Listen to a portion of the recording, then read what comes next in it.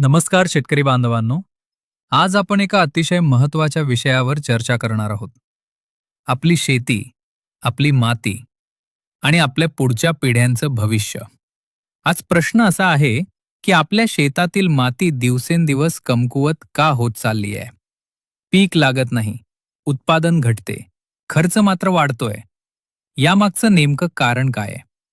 चला तर मग आज समजून घेऊया रासायनिक खतांचा अतिरेक मातीला कसा मारक ठरतो आणि गांडूळ खत व सेंद्रिय खतांनी मातीला पुन्हा जिवंत कसं करता येतं.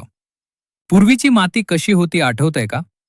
काळी भुसभुशीत माती, पावसाचे पाणी धरून ठेवणारी मातीमध्ये गांडुळे, सूक्ष्मजीव मुबलक, कमी खतातही चांगलं उत्पादन. पण आज माती कडक झालीये, पाणी साठत नाही, जमीन तडकलेली दिसते, पीक पिवळं पडतं. खत घातल्याशिवाय पीक उगवत नाही. हे सगळं अचानक झालं नाही. हे अनेक वर्षांच्या चुकीच्या पद्धतींचं परिणाम आहे. रासायनिक खतं म्हणजे काय? ही खतं पिकांना त्वरित अन्न देतात, पण मातीला हळूहळू आजारी करतात.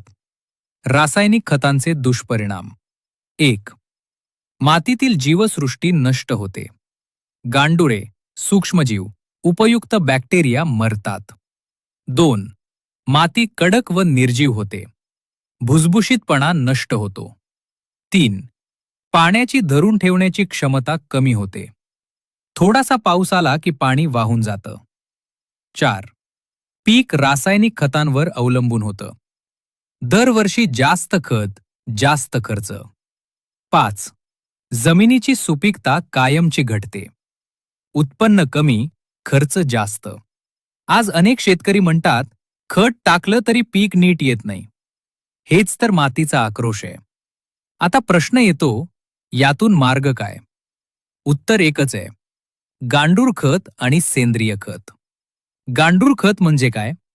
गांडुळांनी प्रक्रिया केलेलं नैसर्गिक खत, जे मातीला फक्त अन्न नाही तर जीवन देतं.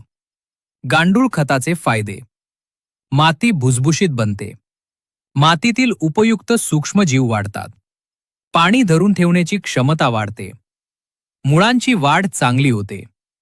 पीक निरोगी आणि टिकाऊ बनतं. रासायनिक खतांवरील अवलंबित्व कमी होतं. सेंद्रिय खतांचे महत्त्व: शेणखत, कंपोस्ट, गांडूळ खत. ही खतं मातीला पुन्हा जिवंत करतात. 1-2 हंगामातच फरक दिसू लागतो.